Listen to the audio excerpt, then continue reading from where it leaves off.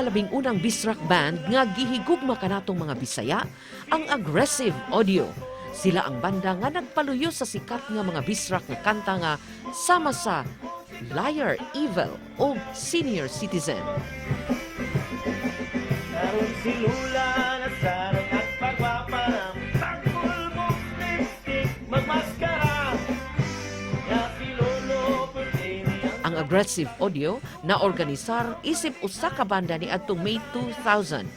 Sa sinugdanan, ang Aggressive Audio ginganlan og Teenage Chaos. Paglingaw-lingaw lang unta ang tumong sa maong grupo ug sawa nila damha ang ilang mga kanta, gipalanog sa mga music station sa Sugbo ug nahimong kinaham sa mga tigpaminaw. Sa ilang pagbalik karon, aduna sila'y bagong kanta nga siguradong atong duyugan ang matag lyrics. Kini ang Martin.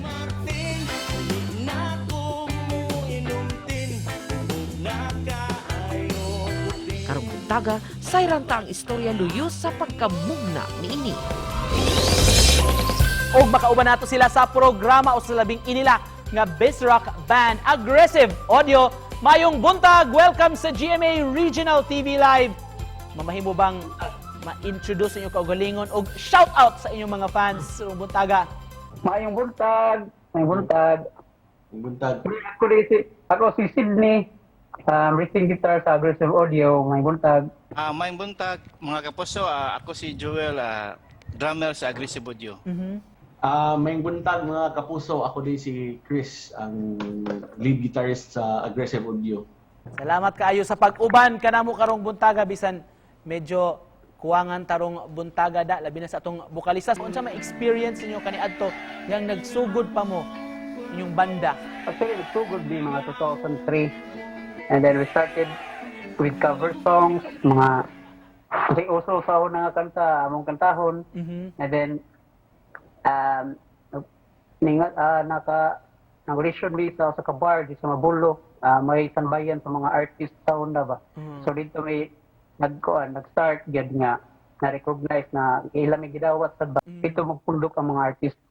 Ang lyrics sa sikat kayo ninyo nga mga awit gyud ingon sa giuran-uran ako noon sa mga tao nga nakatuon gyud paghigugma sa musikang Binisaya, musikang Bisdak. Unsa gibati ninyo mga sir nga hangtod karon kinaham gihapon o ginabalik-balik gihapon inyong mga awit?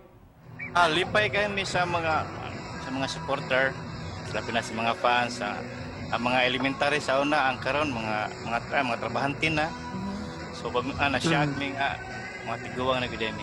Og ning tungura hisgutan nato inyong much awaited return sa music scene kay doon moy bag-o nga dalit nga awit alang sa ato mga kapusong Bisdak diha. Unsa man ni mahitungod, sir? Nari may bag-o nga single.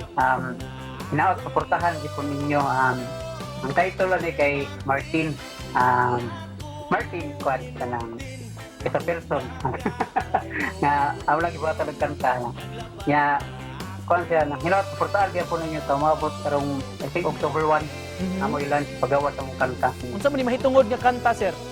Sa may inspiration ani sa lyrics?